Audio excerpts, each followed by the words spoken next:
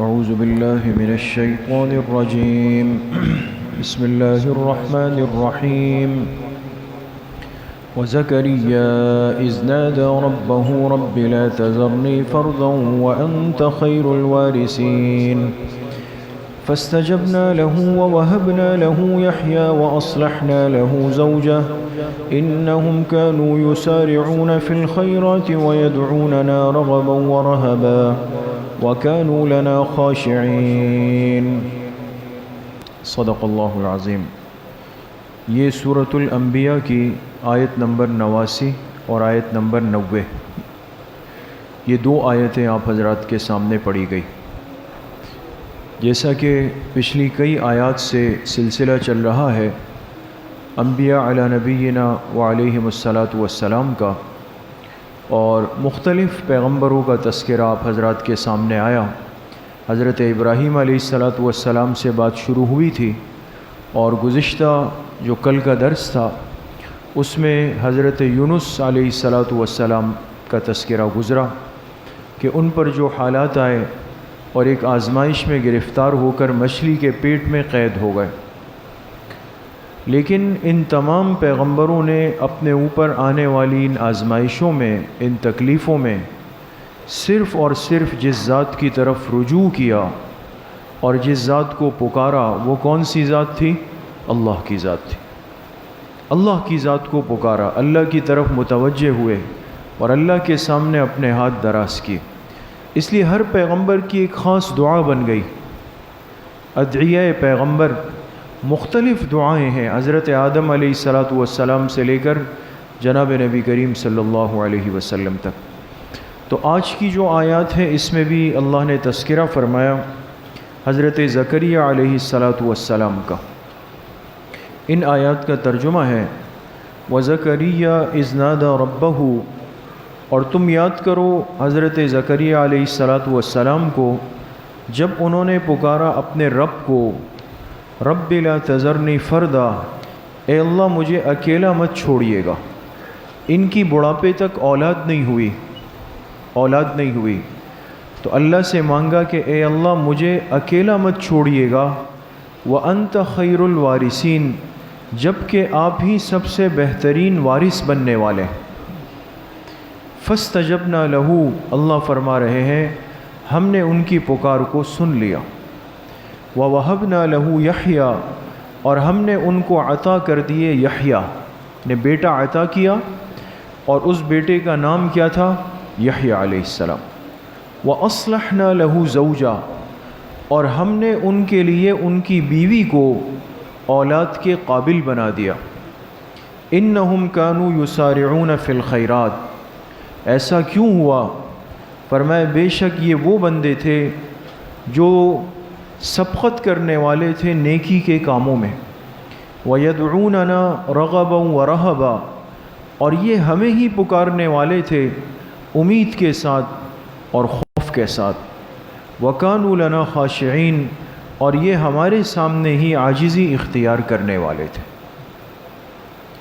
تو یہاں بھی ایک پیغمبر پر آنے والی ایک آزمائش ہے، حضرت زکریہ علیہ الصلاۃ والسلام۔ یہ اللہ کے بڑے جلیل القدر پیغمبر ہے، یہ بڑھاپے کو پہنچ گئے۔ سورہ مریم میں ان کا تذکرہ ہے بہت تفصیل کے ساتھ،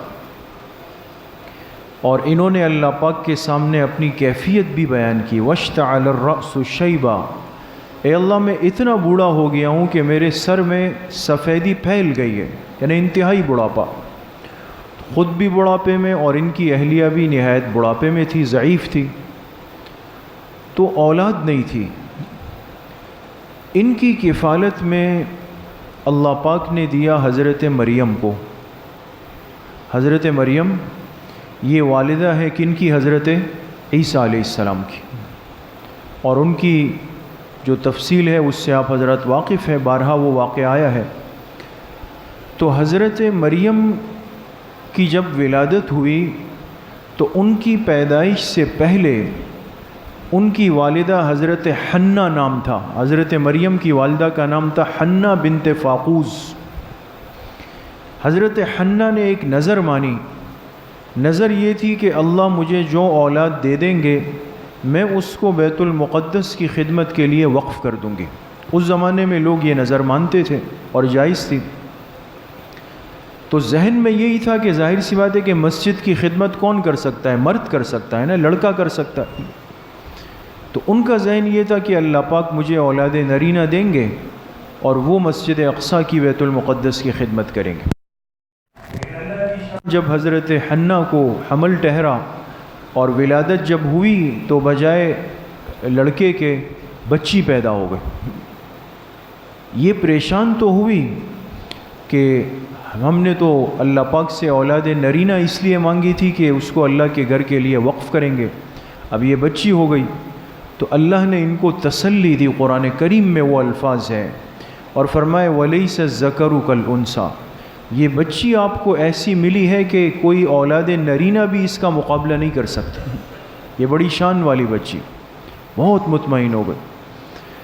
تو اب جب حضرت مریم بڑی ہوئی تو ان کو بیت المقدس تو لے گئے تاکہ وہاں کی صفائی ستھرائی خدمت کرے، لیکن ان کے لیے کیا کیا گیا؟ محراب کے ساتھ ایک کمرہ بنا دیا گیا تاکہ یہ اکیلے میں رہے۔ محراب کے ساتھ ایک کمرہ بنا جس میں حضرت مریم بیٹھ کے عبادت کرتی تھی، اور ان کی نگرانی کے لیے اور ان کی کفالت کے لیے حضرت زکریہ علیہ السلام خالو تھے حضرت مریم کے، وہ آتے تھے اس بچی کو دیکھنے کے لیے۔ تو ایک دفعہ حضرت زکریہ علیہ السلام جب آئے اپنی بھانجی کو دیکھنے کے لیے حضرت مریم کو، جب ان کے کمرے میں گئے تو کیا دیکھا کہ ان کے سامنے قسم قسم کے پھل رکھے ہوئے حضرت مریم کے سامنے، اور پھل بھی وہ تھے جو بے موسم، اس کا موسم ہی نہیں تھا اس علاقے میں۔ تو انہوں نے جب دیکھا تو حیران ہو گئے کہ اس چھوٹی بچی کے پاس پھل، اور پھر پھل بھی بے موسم کے، کہاں سے آئے؟ تو حضرت زکریہ علیہ السلام نے پوچھا یا مریم انا لک ھذا، اے مریم یہ پھل تیرے پاس کہاں سے آ گئے؟ تھی تو وہ بچی، لیکن ظاہر سی بات ہے اللہ پاک سے ایک خاص نسبت تھی۔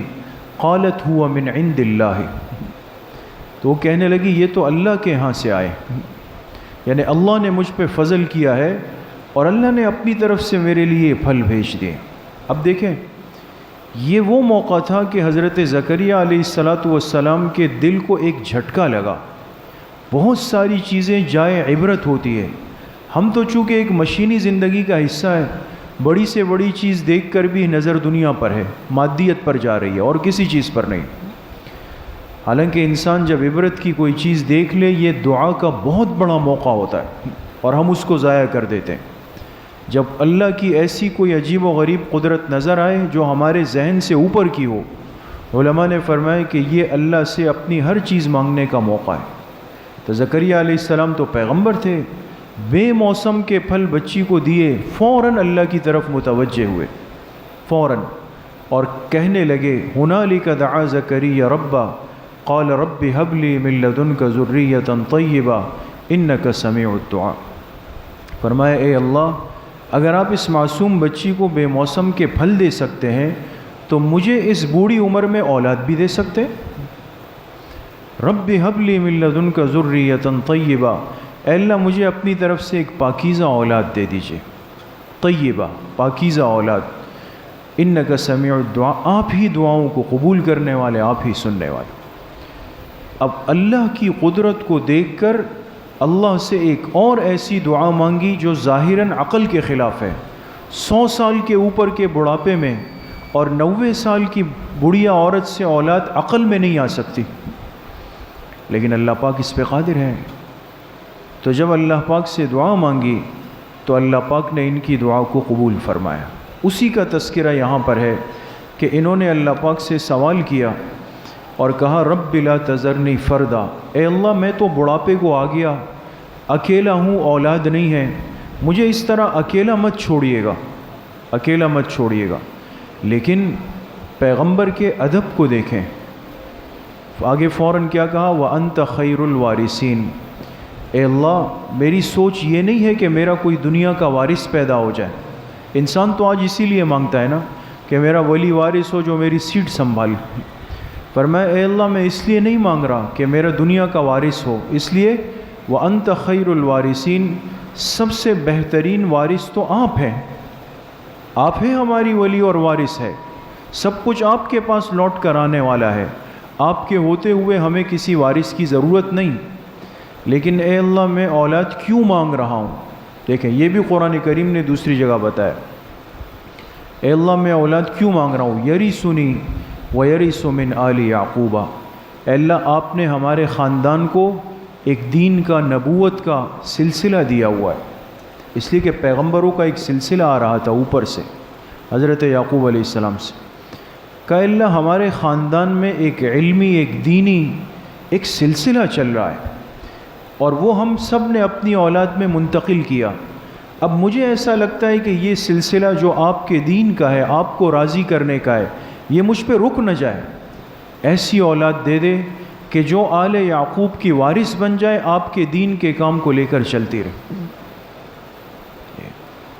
اس لیے علماء نے یہاں پہ نکتہ لکھا، اور بڑی اہم بات ہے کہ انسان ہمیشہ اللہ سے اولاد صالحہ مانگے، اپنی دعا میں معمول بنائیں کہ اے اللہ ایسی اولاد دے، اور اس لیے دے کہ جو آپ کے دین کے لیے وقف ہو، میں اس لیے اولاد مانگ رہا ہوں کہ جو آپ کے اس دین کے سلسلے کو، اس کام کو، دین کے ہر شعبے کے لیے استعمال ہو جائے۔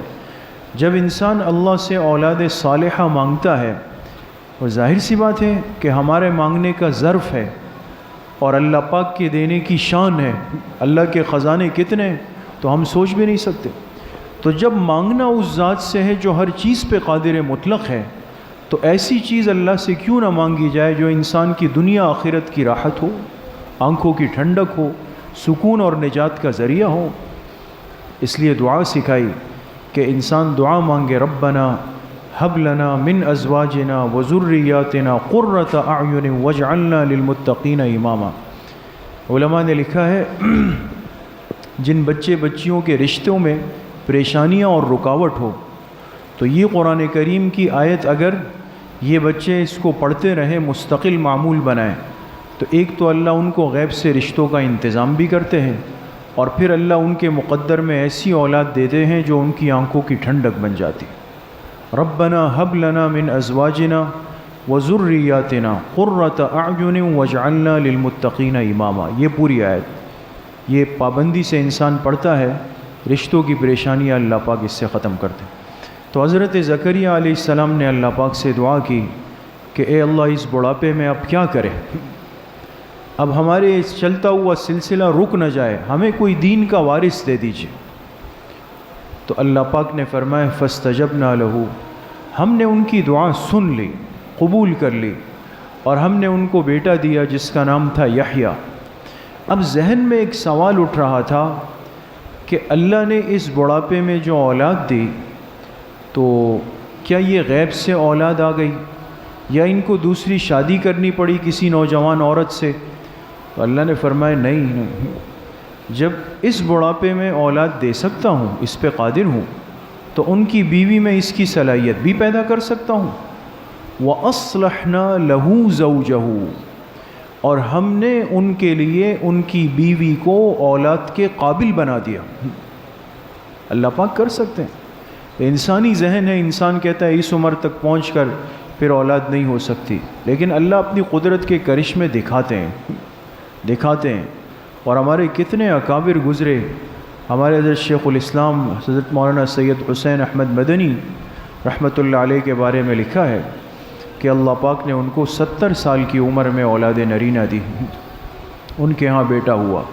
اسی طرح خود محدث العصر حضرت مولانا سید یوسف البنوری رحمہ اللہ تعالی رحمتاً واسعہ، ان کے ہاں بالکل عمر کے آخری حصے میں حضرت کے وفات سے غالباً 1.5 یا 2 سال پہلے حضرت کو اللہ پاک نے بیٹا دیا، جو ہمارے استاذ کریم ہے حضرت مولانا سید سلیمان بنوری صاحب، اللہ پاک حضرت کی حفاظت فرمائے۔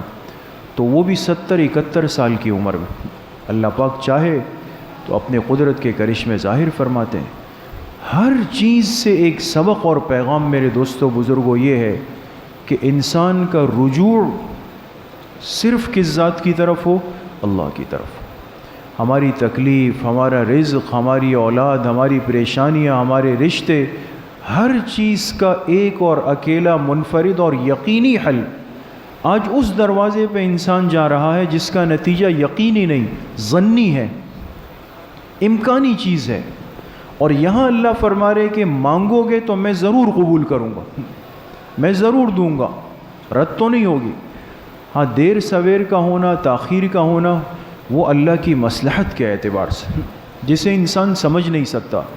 لیکن ایک بات میرے دوستوں بزرگوں یقین کی ہے کہ جو مسلمان کلمہ گو یقین کے ساتھ ہاتھ اٹھا کر دعا مانگ لے تو اسی یقین کے ساتھ اٹھے کہ میری دعا قبول ہو گئی، قبول تو ہو گئی، اب لگے گی کب، نتیجہ کب نکلے گا، یہ اللہ کی مصلحت ہے۔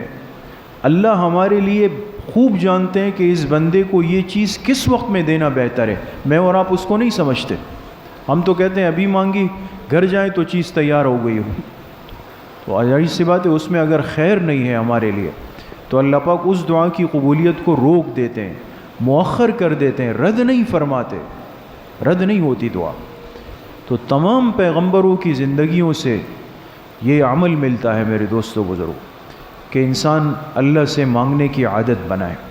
آج دعا زندگیوں سے نکل گئی ہے، بالکل نکل گئی ہے، عادت رہی نہیں، اور اگر مانگتے بھی ہے تو بالکل ایک بے توجہی کے ساتھ۔ تو بار بار یہ بات تقریباً آ رہی ہے کہ اس عمل کو ہم اگر اپنے معمولات میں شامل کریں، دعا کی عادت بنائیں، اور خاص طور پہ انفرادی حالت میں جب بھی ہمیں موقع ملے تھوڑا سا وقت نکال کر اکیلے میں اللہ پاک سے انسان راز و نیاز کرے، اللہ سے مانگے، اپنی مشکلات اللہ کے سامنے رکھے، پھر دیکھے جب ایک دفعہ اس دروازے سے لینے کا ڈھنگ آ گیا تو انسان کو دنیا حقیر لگے گی، پھر اسی دروازے پہ کھڑا ہو، سب یہاں سے ہو سکتا ہے، پھر دنیا کے پاس جاؤں کیوں؟ اللہ پاک صحیح عمل کی توفیق نصیب فرمائے۔ الحمدللہ رب العالمین، والصلاة والسلام علی سید الانبیاء والمرسلین۔